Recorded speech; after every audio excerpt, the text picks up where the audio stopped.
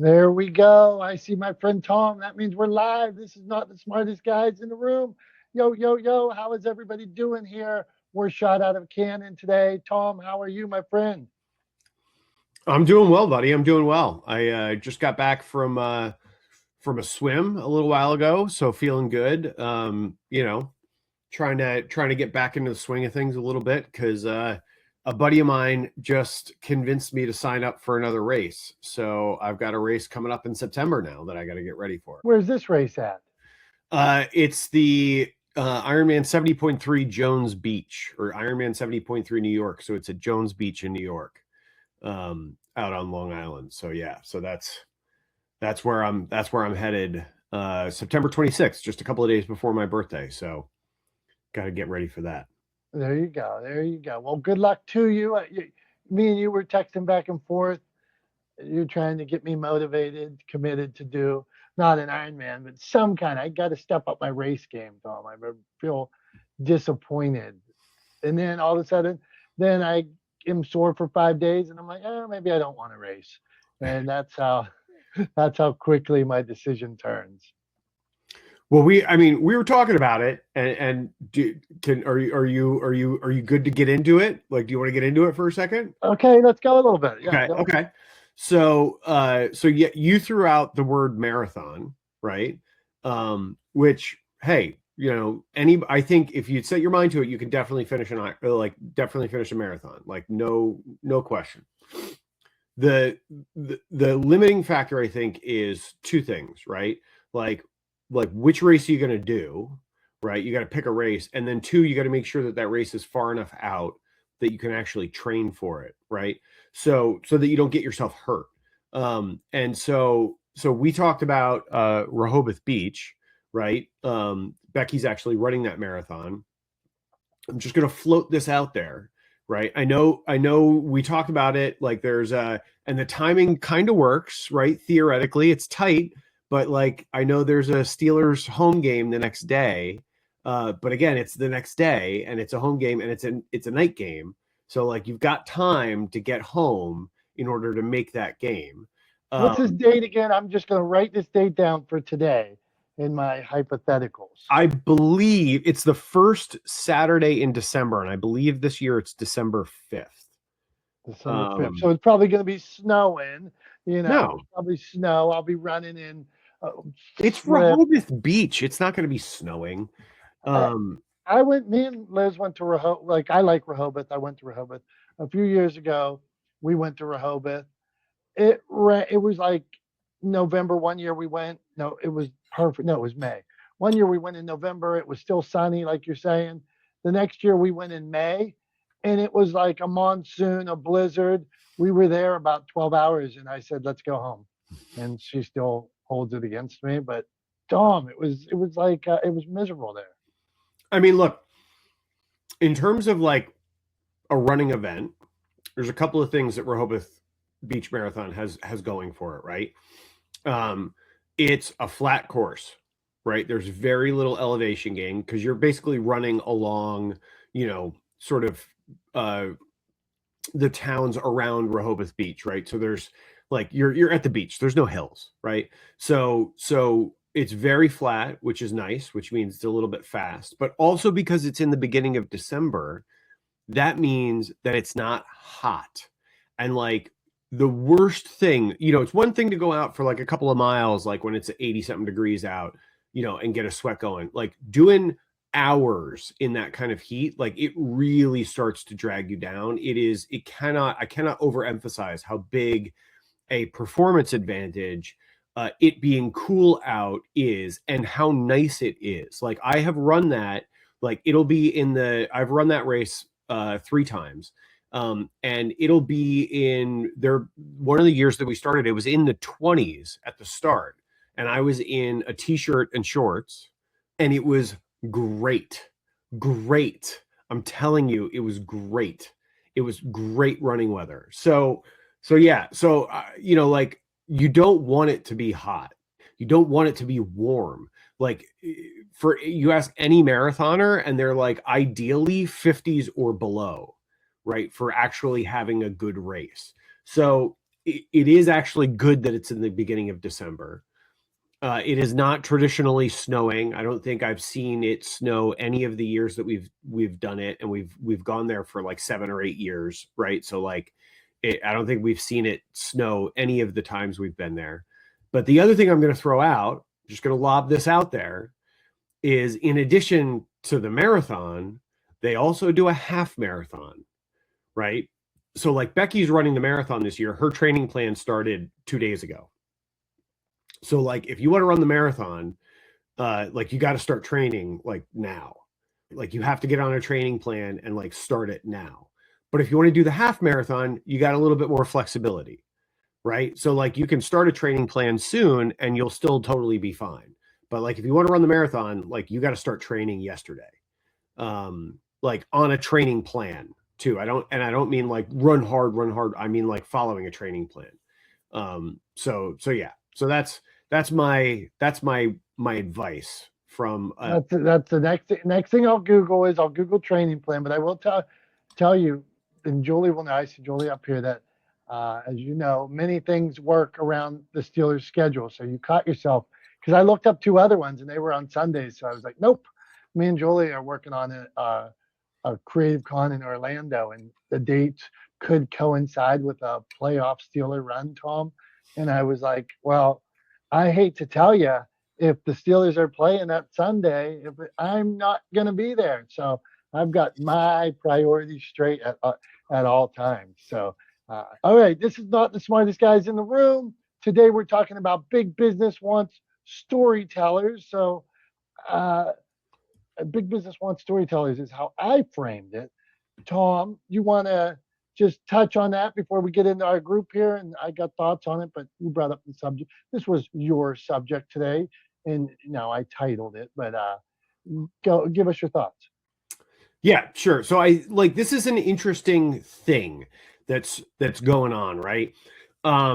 I've been saying, and for anybody who's been listening to us for a while, Dom has had to listen to me say this countless times at this point, that businesses need to get into the business of content production, right? Like businesses, brands need to get into the production business, because media as we know it, the outsourcing, the middleman is going away, right? And outsourcing that content production is less feasible, right? And or just renting space in other people's content is becoming less viable and less, the efficacy of that strategy is declining, right? Less and less people are watching traditional television. Less and less people are watching advertising, right? Even on YouTube, even without a paid plan, most advertising you can skip after about 15 seconds or so, right? So those pre-roll ads that you get on YouTube, even those you can skip. So advertising, traditional, sort of buying ad space, media space advertising is hurting. The efficacy of it is going down. And I've been saying for years that businesses or brands need to get into the content production business. Brands are starting to realize that there is actually a lot of value for them in better communications, which is kind of what I started Talix Media to do, right? So I'm glad that the message is finally breaking through. I can't take credit for it wholly, right? There's market forces that far beyond my control that are pushing things in this direction, but I'm glad that it's happening. And the way we're starting to see it happen is that brands are starting to hire for storytelling positions. They're literally hiring, they are adding a title to their hierarchy, right? To their org chart called storyteller or head of storytelling or brand storytelling, that kind of title. So on the one hand, I see that as a good thing because it means that brands are finally getting the message that their traditional approach to creating advertising, buying space in other people's content, and lobbing advertising, the sort of spray and pray method that they've employed for years in terms of content and broadcast media, is something they're finally moving away from, and they're realizing they have to bring some of that production in-house. The other good news is they're paying good money for it, right? I mean, like I looked up the sort of average pay for a head of storytelling title, right, or position in a larger company, the size companies that are hiring for this, is like $274,000 a year, right? So like that's a good salary. That is a very, very solid salary. So they're placing some value on it. They're trying to attract good talent, right? And so that's good. I see those things as good. There's some catches though, right? Part of this is that if your business revolved around sort of the day-to-day, easy to capture content and production that a lot of brands or businesses do, right? So like interviews with the CEO, internal communications where they're creating training content and things like that. Even some light external communications, if you're doing social media content, short form, one-off videos and things like that for brands and businesses, this might be a problem for you because they're going to bring, and they're already starting to bring a lot of that in-house. These storytelling, these heads of storytelling, these kinds of positions, these creative directors are starting to bring in lower level talent, right? But talent nonetheless to execute on a bunch of that sort of physical production inside of the brand, right? So that leaves only really high-end production, right? Or production that they don't have the skill set for in-house to be outsourced, which, not to brag, that's kind of good news for me, right? Because that's where Talix lives. Like we are sort of we're not looking to create, social media clips as a sort of like centerpiece piece of content. Like I have 0 clients that I do that job for. I have clients that I create those for out of other projects that we do, right? But I have 0 clients that we create social media content for. We don't do any social media management, any of that kind of stuff, right? We are sort of the higher end, top tier, style of content. And so this is good news for us because we're the kind of thing that people want to outsource when they really need to bring in resources and devote budget to a larger scale project. So it's good for me, right? It's maybe bad for somebody who is just a solo videographer, right, who has made their money, getting brought in by a marketing department to do quick filming days here and there or film video content with them. It's probably not good for them because those positions are going to be brought in house. So unless you're looking to work for a brand or a business, and it's probably going to mean a pay cut, it's probably not good news for you. And even if you're a little bit bigger than that, if you're sort of a mid-sized production house, it could be a problem. But the top tier production houses, outside production shops, I think this is good news. So it's a bit of a mixed bag. It depends on where you fall on the spectrum and the kind of work that you do. I think overall, though, the other reason why they're doing this is because it's also become increasingly difficult to get placements in earned media and to get earned media attention. And that's because of the sort of falling off of journalism, right? And sort of, journalistic institutions are collapsing, folding, downsizing, you pick the term, all of those things are happening. So there is that as well that's playing into it. That's not a good thing.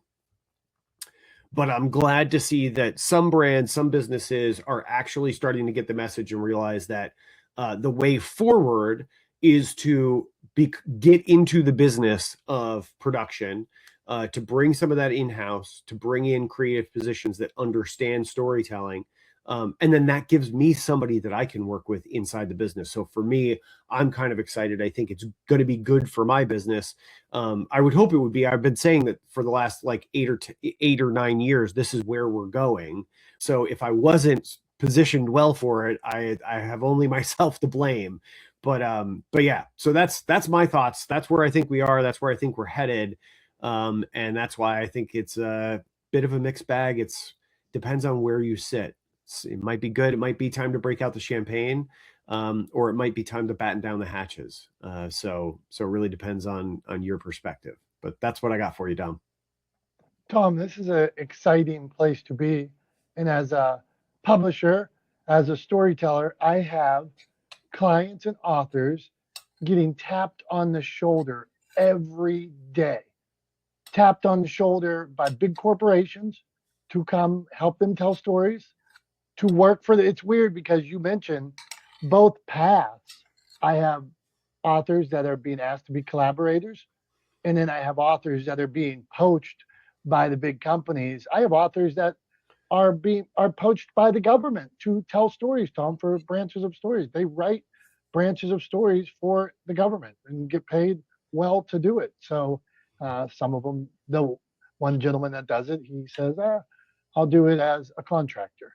So it's happening every day, from big business, have them, deal with them, to even like before we got on the call today, I mentioned a collaboration that somebody approached me about, just kind of wanting to work with storytellers like me and Tom and say, hey, can we partner with you guys somehow? So it's every day. So storytellers, share that message, keep doing it, get out there, produce the content, tell your story, and uniquely. With like you talk about high demand, I am such a belief right now. AI is good, it's great, all that. I get it, I use it. But the value of the storyteller, the value of the original thought right now, the original concept at this, with so many people leaning in on this, I'm going to lean in on originality. And I think the people that are, the companies are seeing it and say, we want that guy, help us be original so our content isn't like everybody else's. Tom, should we hear from some other people? What do you say? Yeah, I wanted one thing I wanted to add on because you brought up AI. We're actually I was putting together a strategy document for a company that works in AI, right, and actually works in the sort of AI marketing space, helping brands and businesses, improve how they show up and to show up in sort of AI searches or queries, right? And one of the things that they a sort of mantra that they have, that this company that leverages AI to show up better in AI, right? So a very AI focused company, obviously, banking on AI, sticking around and continuing to be part of the way people do business. One of their things that they talk about is that better still wins, right? That at the end of the day, yes, you can turn out a ton of volume, and that volume theoretically will help you get found. But at the end of the day, you're better off lowering that volume a little bit to ensure that you have high quality, because better still wins. And I think that's a really good sort of lesson and message that people need to hear. Because I don't know about you. LinkedIn actually just added, because they've been getting so much blowback about all the AI slop on LinkedIn. They just added a feature where you can report content as likely AI. So you better bet the people who are pushing out AI slop on LinkedIn are about to get hit with a bunch of their content being reported. But yeah, I think it's a good point and an emphasis that, look, you can use AI. There's nothing wrong with using AI. In fact, I would encourage people to leverage AI, right, as a tool, as a productivity tool. But at the end of the day, you gotta make sure it's good. You gotta have human hands touch it before it goes out. That's sort of internally in my business. That's the rule, right? Like nothing goes out without going through a human filter first, right? It doesn't matter what it's for, how unimportant it is. If it's a mass email, I don't care, right? It goes through a human filter. Nothing goes straight from AI and out the door. It always has to go through a human. And I don't see us changing that rule anytime soon. Well done, Thomas. This is not the smartest guys in the room. Let's hear from our friends Julie and Michael here. Julie works with storytellers. Julie works with big business. So where do you weigh in here, Julie? Does big business need the storytellers? What do you think on this? Hi guys, smartest guys, not the smartest guys, and great topic. I love this topic. I think you guys nailed it. Of course, there's not much else to add, but funny thing is that You know how on LinkedIn that they connect you with jobs, even if you're not looking for a job? They connected me with the job of chief storytelling officer. So that came to mind, and it was like $350,000 a year. So there's obviously a need. And second, I remember, Dom, when we're talking on stage, the most reaction or responses we get are when we tell our own stories instead of just spitting out information. And that's the way we truly connect with people. Thanks, guys. Good topic. Julie, thank you. 100%, Tom. I want to dig in on that, like on the storytelling aspect of it, which I know Tom will agree with. The personal stories connect. Why? Like it is all about. Let me get clear here. Storytelling is all about the human experience. We're all going through stuff. We're all going through loss, love, happiness. When you can tell a story about the human experience, these things that we all feel daily, as soon as you tell it, that I said that, the things that we all feel. It isn't about me anymore. It's about the things that we all feel. And people, when they're listening to stories, they put themselves in your place. Take out, people care about themselves. They want to hear about themselves. Once you talk about the human experience, now they're taking themselves, they're taking you out, inserting them, and they can feel the decision making. They can feel how the character feels. They can feel what would they do in that situation. Then you are able to tell a beautiful tale, pull people in. And so focus on them, not you, the bigger picture, the grander picture, the human experience. So, Julie, thanks for the layup there. Yeah, I mean, and I think, Dom, to kind of build off of what you were saying there, that human component, right, that allows people to identify with story. It's also what makes stories memorable. That's one of the things that gets overlooked all the time, is that memory is multidimensional. So it's not just the information that we're receiving, right, or we're being given. It is the context in which we're being given that information, right, has bearing on whether or not we remember it later. The reason why stories are so memorable is because there's an emotional component to memory. And just as you can think back on something fun, funny, a great moment in your life, and you can feel yourself start to smile as you remember that moment, it's because you're experiencing that emotion. So when you give people information and tie it to an emotional state, an emotional response, which you're able to elicit through storytelling, all of a sudden you're dramatically increasing the likelihood they're actually going to remember that thing. Right. And this is exactly why, just silly little anecdote, it's exactly why there's that trope of realtors putting chocolate chip cookies in the oven at an open house. And it's because a lot of people who grew up in suburbia, right, have memories of being in the kitchen with a parent, a grandparent, while there were cookies in the oven, that scent is tied to holidays, time with family, largely positive memories, and the kind of memories that contribute to making a house, a structure, feel like home, right?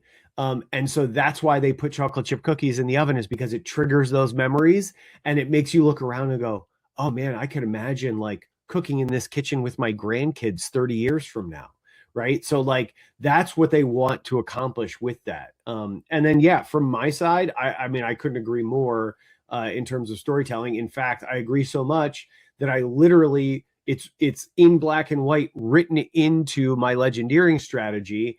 It is one of the sort of core tenets of that strategy, is to start with story, follow with facts, right? You focus on the story first, and then you weave facts into that story. And because you're delivering information in the context of a story, it makes it much more likely that your audience will remember the information you want them to remember.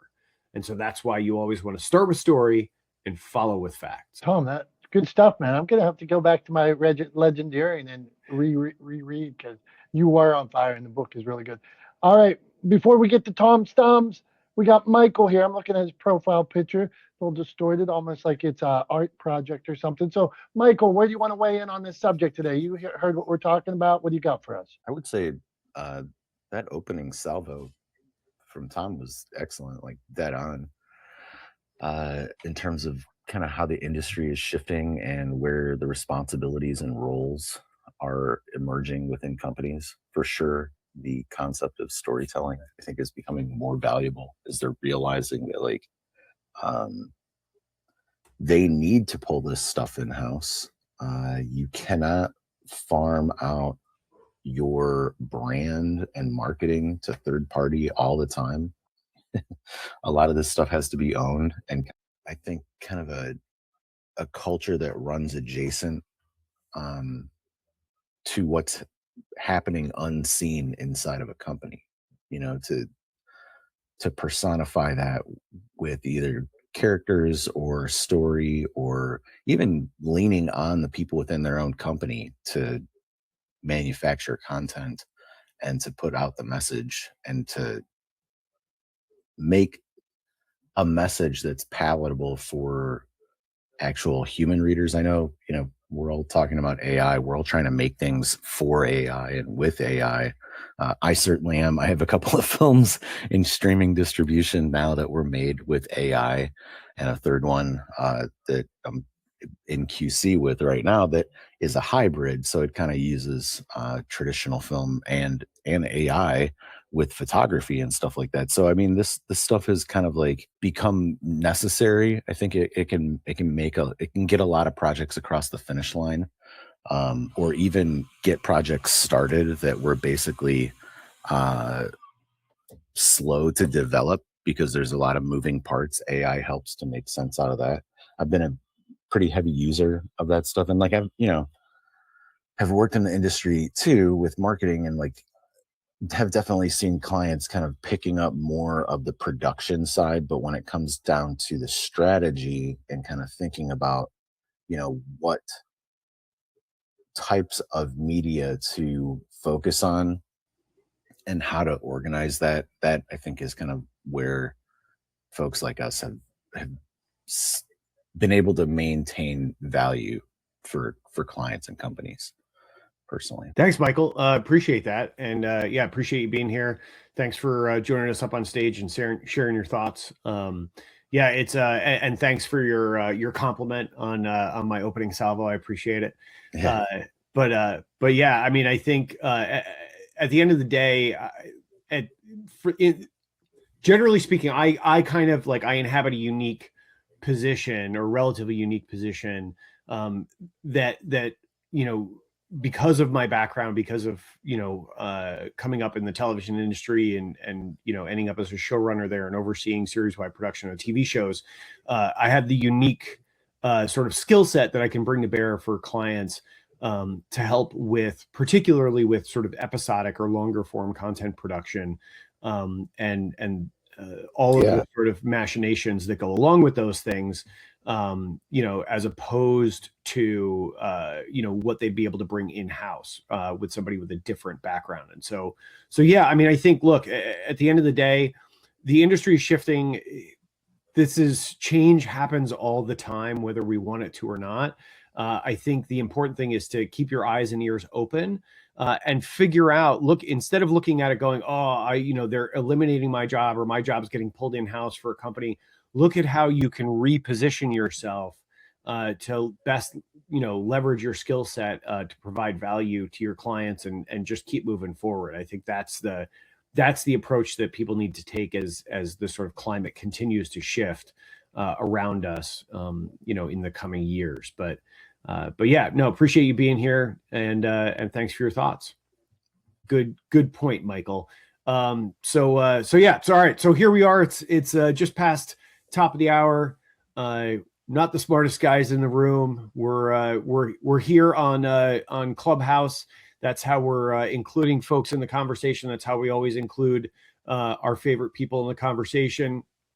But we're streaming all over the internet. We're on LinkedIn. We're on Facebook. We're on YouTube. We're on TikTok. You name it. You can see us there.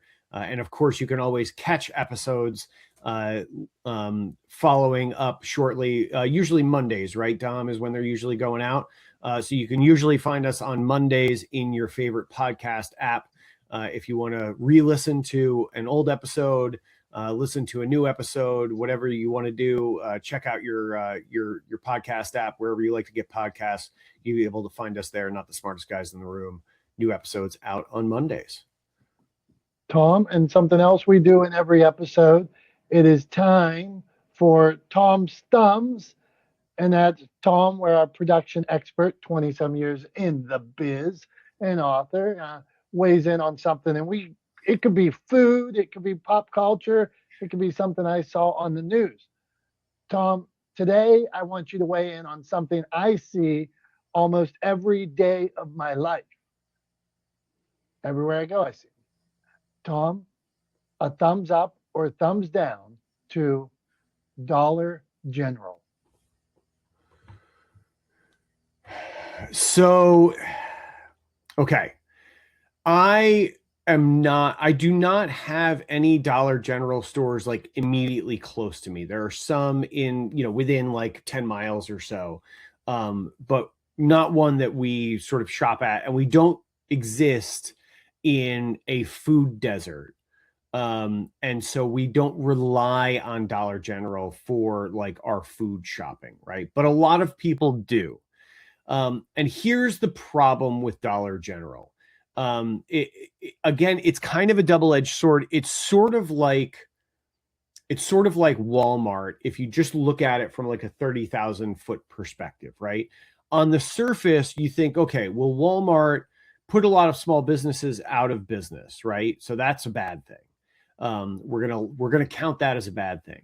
But on the good side, because of their buying power, they're able to keep prices down. So they make things more affordable, right?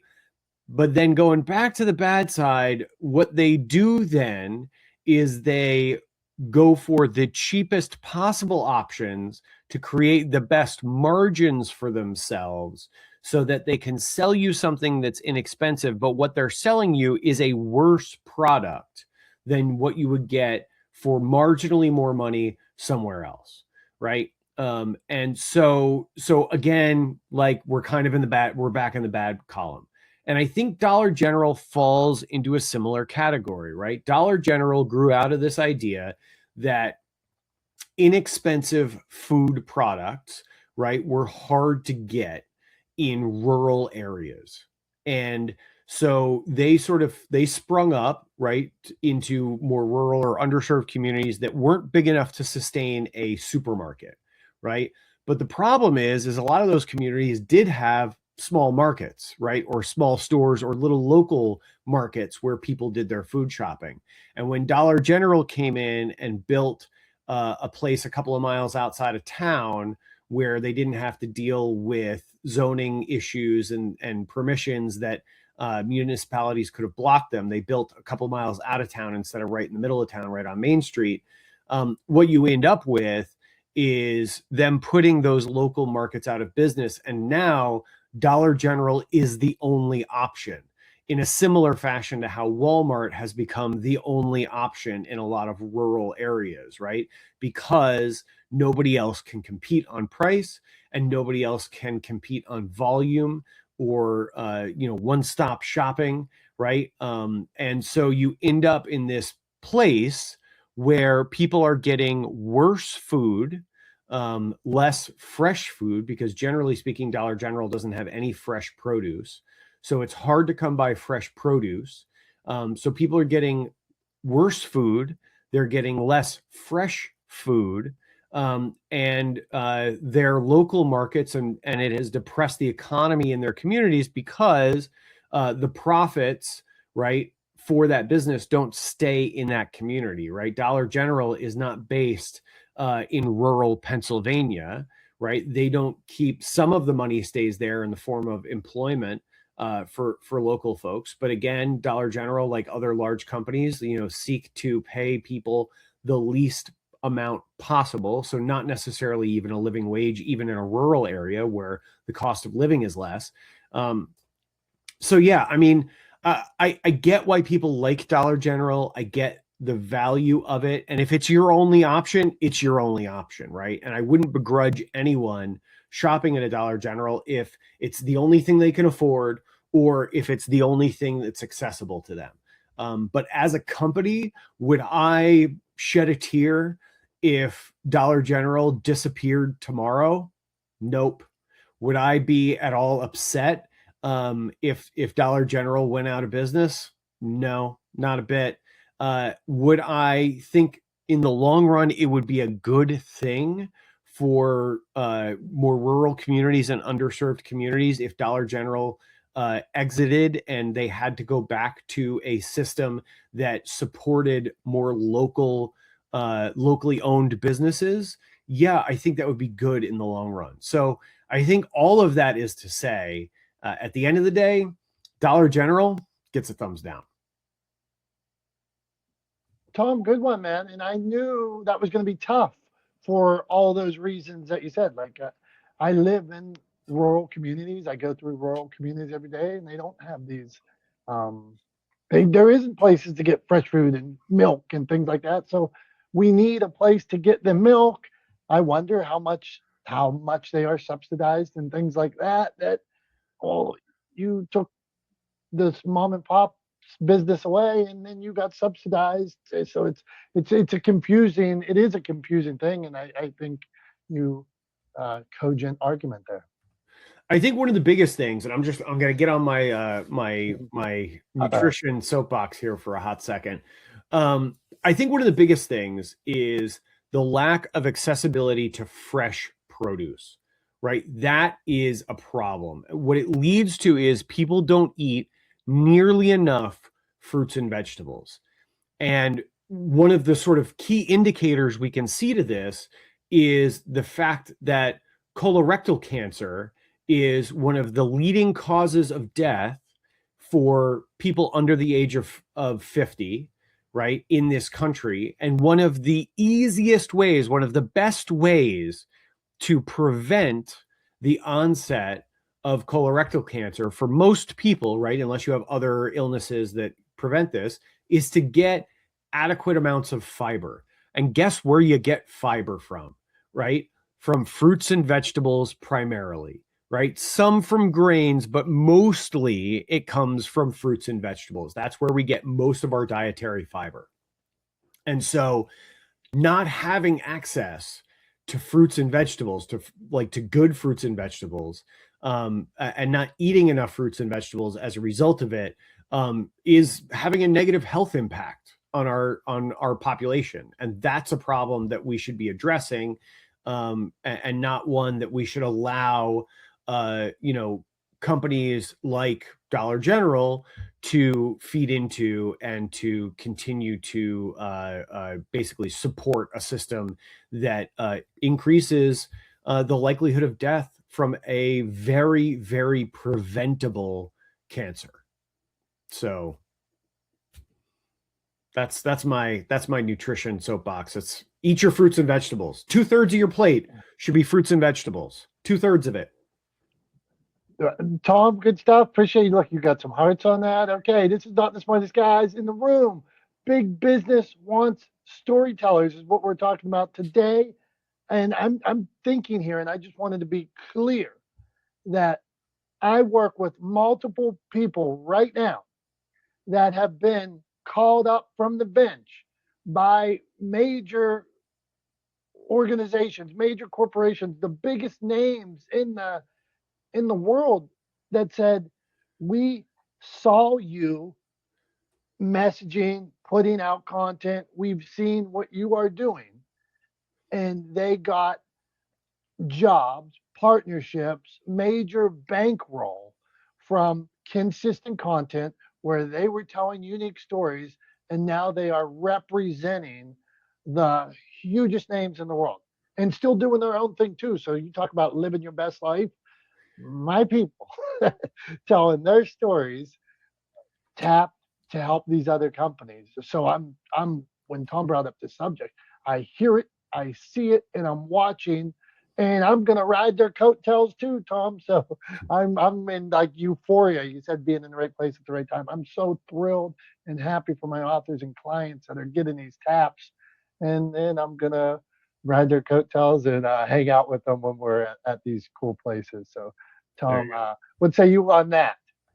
Hey, yeah, I mean, look, I similarly, right? Like, you know, for me, I'm excited that I'm seeing more of the companies that I'm talking to interested in telling stories and seeing the value in telling stories. That's exciting to me as somebody who loves to tell stories and to help bring other people's stories to life, right? That's what I've been doing for 25 years.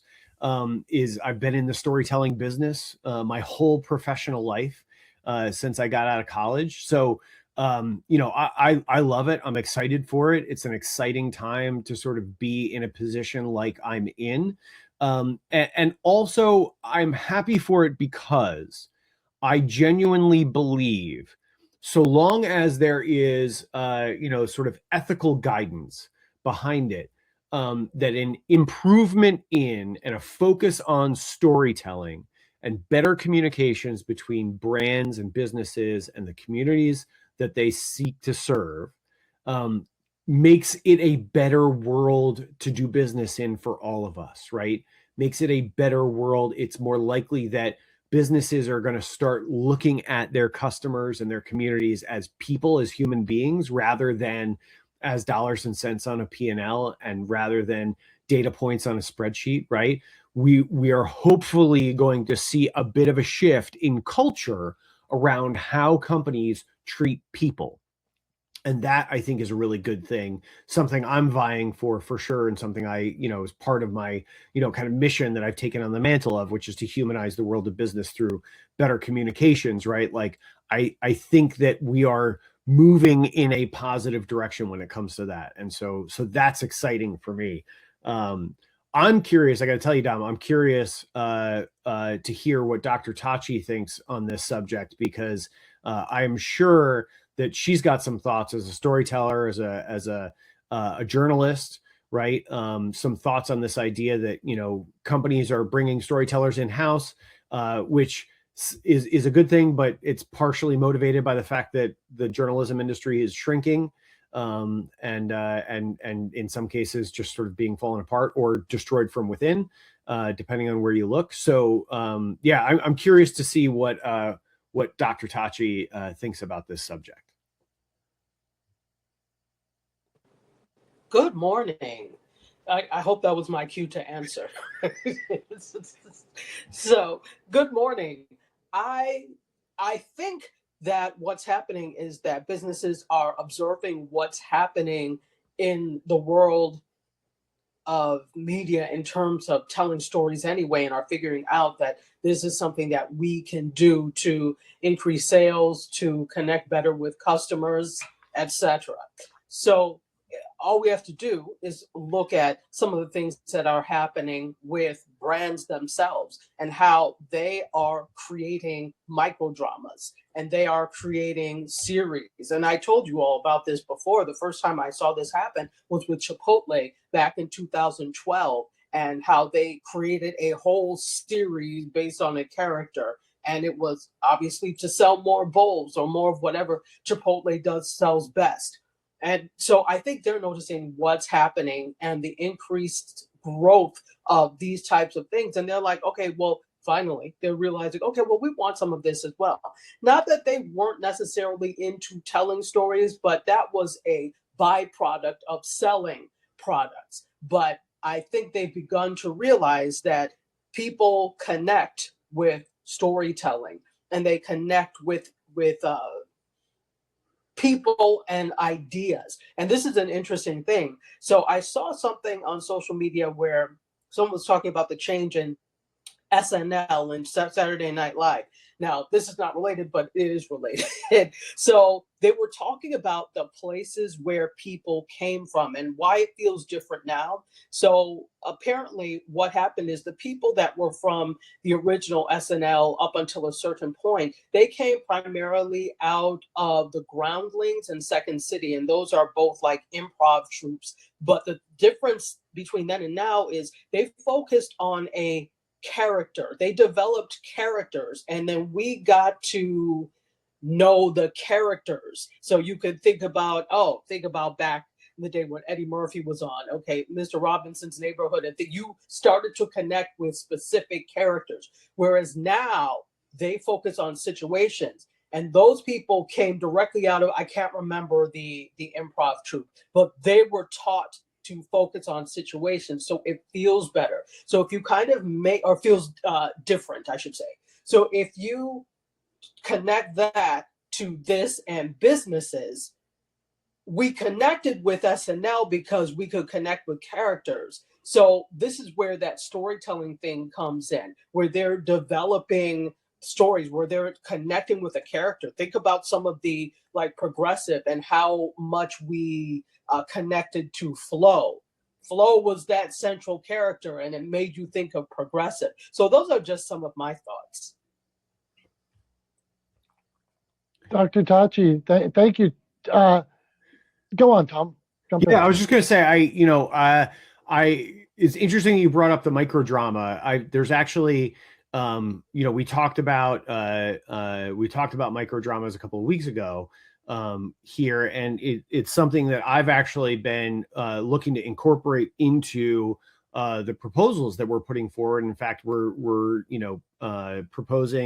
putting together a proposal for a company right now that we're hoping to deliver tomorrow, and included in that is a microdrama series. I have started calling them taco dramas because I think it kind of encapsulates well what they're sort of designed to do, right? It's supposed to be a short, small, easy, like handheld, easily digestible series that you can consume on the go, right? Like a taco, right? Taco is a street food. It's small, it's handheld, it's easy to eat on the go, right? You can wolf. I mean, I'm talking street tacos, like the real deal street tacos. Those are like two, 3 bites and it's down, right? So like I've been calling them taco dramas. Feel free to use that. Just please attribution. But I've been calling them taco dramas because I think it fits. And so so we're starting to pitch taco dramas. Procter and Gamble's gotten behind a couple of them. I think there's a ton of value in them, and because they're scripted, you have a lot of options, right? You can be serious, you can be funny, right? You can be lighthearted. You can be, informational. I mean, there's so many ways you can go with it. Just like there's so many different genres in scripted content generally. So yeah, I'm becoming a fan of the sort of microdrama from a production standpoint. I also like the idea that you can shoot a bunch of episodes in a day, right? So it makes it actually pretty economical for people to be able to afford to do. So taco dramas, take it and run with it. But that's what I'm calling them. Tom, that was a good one. I love it. So I'm going to steal that off you.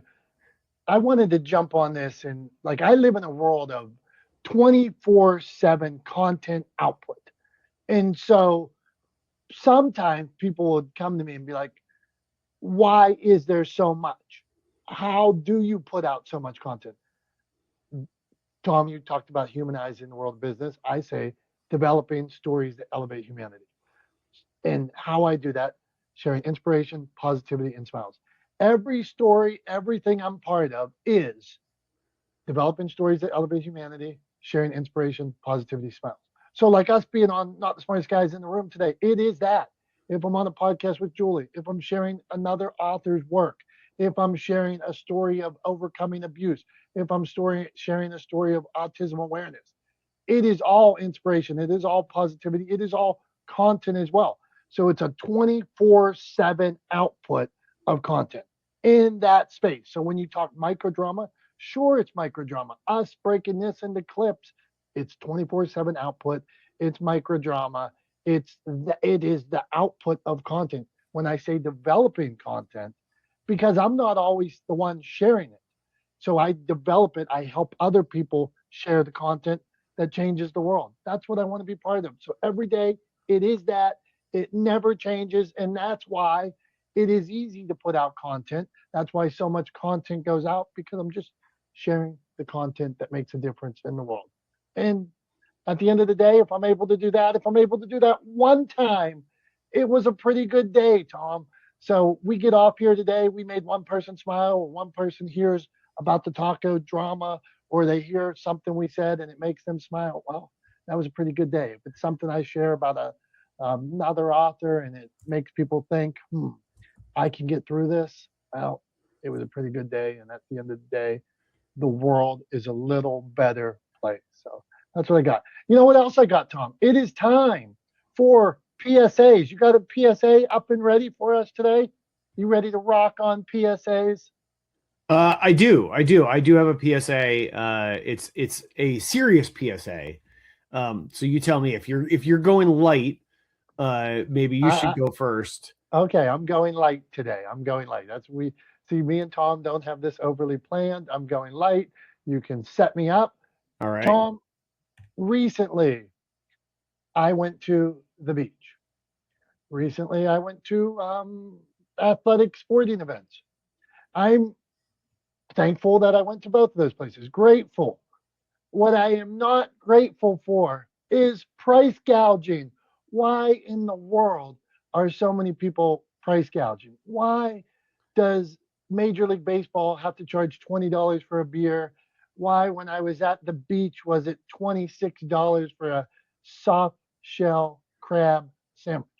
Well, maybe it is what the market will bear. But I think some people out there are price gouging. I don't agree with price gouging. If you're saying this is what the market will bear, but on top of that, you're gouging your customers. If you like your customers, if you love them, if you want more of them, don't gouge us. Why is it $8 for a bottle of water? So, Tom, quit with the price gouging. That's my PSA. I mean, I'm with you, particularly on like the Major League Baseball thing, right? Because like, like when you go to sporting events, I mean, they don't have to charge you $12 for a beer, right? Like we know that Miller Lite is not worth $12, $18, $20 sometimes for like a 20-ounce beer, right? Like it is not worth $20, and they're not paying anything close to that, right? And their overhead is not so high because remember, you already paid for the seat, right? So theoretically, the cost of this ticket for the seat should cover the overhead for the stadium, right? So their overhead is not so high that they can't afford to trim that margin a little bit to make the beer more affordable. I'd be willing to bet they'd probably sell a little bit more. But when it comes to like something like a soft shell crab, right? That's something that's probably produced by somebody locally, right? And caught locally, etc. And when you're dealing with like small scale local fishermen, especially like in the Chesapeake, right? Crabbing in the Chesapeake, like it's a small industry.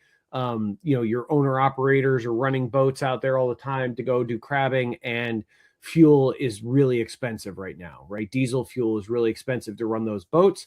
And so their costs are probably through the roof. So that one, I would say, is probably a function more of the fact that things are more expensive. But yeah, there's no excuse for $20 freaking Coors Light at a baseball stadium. Like there's no excuse for that. They're just gouging you. And I'm with you, like, F that. Thank you for that. Come on, I'm waiting in line somewhere. I'm waiting in line at your park, at your event, and you're gouging me on water. You should be giving all those nice people water. Okay, Tom, you said you got a serious PSA. So what do you have today? Yeah. So here's my serious PSA. My wife, Becky, used to work for the Red Cross back in the day. After she graduated college, she worked for the Red Cross in Oregon, in Portland. And I've donated blood a number of times over the course of my life.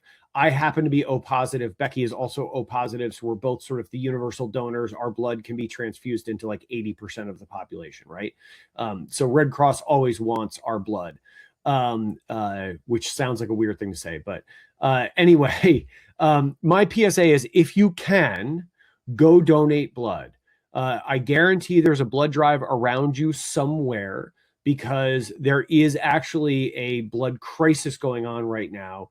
They're down to like a 2-day nationwide supply of blood, and that's a problem.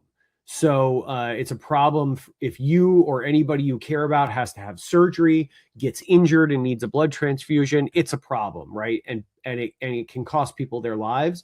And you can literally save people's lives if you just go out and donate. So if you can, if you're physically able to, I would implore you, please go donate blood and help build up the supply again, so we don't get into real trouble. Tom, that was well done again. Admittedly, I used to give blood. I felt so good when I gave blood. I felt like you said, just changing lives. And then all of a sudden I started getting green all the time, and they'd have to put me on gurneys, and it was this whole big embarrassing thing. And now now I feel like I feel like I should walk back in, but now I might even be more inclined to turn green. So what do you think about a greenie like myself? I mean, I think, there's a couple of things you can do. Obviously, speak to a medical professional, which I am not. But I would say one of the things you can do is make sure you're well hydrated, and you've eaten well in the day or two leading up to donating blood. I mean, I donated blood on Friday, last Friday, and I took 2 days off from working out, Sunday and Monday, just because I was feeling a little bit tired and run down. But I went for a ride and a short run yesterday, and was in the pool this morning, and going to do a strength workout later today as well. And so you can kind of get back to things. You just gotta, for me, I can feel it, right? Like, because I can tell that it has had a negative impact on my performance. But yeah, I mean, if you're physically capable of donating blood, I would encourage you to do it. Even if it makes you a little bit uncomfortable for a short period of time, that little bit of discomfort is pales into comparison to the good it can do. Plus, you get some cookies and some juice at the end of it. So if nothing else, do it for the free cookies and juice. Tom, I said I seek motivation and inspiration. So you have inspired me with your PSA to try again. I'm going to go. I'm not going to look at the needle. I'm going to be staring over this way, and I'm going to go for it. And I know which one I'm going to go to. So thank you. Hey, Tom, on that note, Tom, we've been here an hour, and at an hour, because we don't mess around because we're so efficient, you typically wrap us up. So can you figure that out, how to wrap us out, leave us on a high note? Well, I had a question for you. Do you have a memory lane you want to walk us down really briefly before we wrap it up? Because that could leave us on a high note. Okay, then I will do that. My memory lane today, and my friend Jimmy is here. So this week, I don't know what day it is. Monday, like I said earlier, got to cancel everything when Steelers start playing and stuff. Me, Jimmy, and Cameron, my son Cameron, and one of my other friends, we went to Steelers training camp the other day. And I have been taking my kids to Steelers training camp since they were little, and we dressed them up in the big helmets, and my daughter would cry when my son put the helmet on her head, and because it was too big and it hurt, and she'd put the jerseys on and they would put the jerseys on. And so training camp for the Steelers is 15 minutes from my house. Some people could say it's not the most fun thing, and you sit on a hill and you melt in the sun. Okay, but I'm saying tradition, friends, doing it over and over. Now it's one of my favorite times of year. And we went the other day, and it was still 90 degrees outside. We still melted, but it was a beautiful thing, and the tradition continues, Tom. I like it. That does sound like fun. And like, it's one of those things, like if you're out there melting, everybody's out there kind of melting together, and that's what makes it fun, right? So I'm with you on that. I like that. So yeah, I think we've been all over the place a little bit today, as per usual. I mean, when are we not all over the place? But I will leave you with this. Like, it's a little bit funny to me that businesses are just kind of starting to come to the realization, again, right? This is like everything else, things are cyclical, right? That we're sort of coming back around to a place where we were in the past, where big businesses and brands are realizing and appreciating the value of storytelling. I think it's funny because storytelling has been well documented to be the most effective way to communicate with people and to create content that is memorable to people for millennia. So, there's that. But I'm glad it's happening nonetheless. I think it's a good thing. I think it pushes us into a better business space, a place that is a better place to do business, both as a consumer and as a business or as a brand that is selling products or services to people. It is a better environment all around, and it's one that I am excited for and excited to be a part of. So I would say overall, I'm break out the champagne, but I think there are people who are going to be negatively impacted by this shift, as there are in every sort of shift in culture and business. And to those people, I would simply encourage them to look for opportunities, because they're there if you look, right? If you kind of shut yourself down and say, well, that's it, there goes my business, I'm done. And you don't look around, you'll never spot the opportunity that's sitting right in front of you, and you won't be able to seize the moment. So keep your eyes open, look for new opportunities as things continue to shift and change. And let's all get out there and tell some stories. That's all I got for this week. Thanks everybody for being here, for being a part of this. We appreciate it. We appreciate you guys. You guys are the reason why we show up and do this every week. You make us not the smartest guys in the room. For Dom, I'm Tom. This has been Not the Smartest Guys in the Room. We will see you guys next week, like we do every Wednesday at 9:30 a.m. Eastern, right here on the internet, and then streaming via podcast coming up the following week. So either way, however we see you, thanks for being here. We appreciate you. We love you. We'll see you soon. Bye-bye.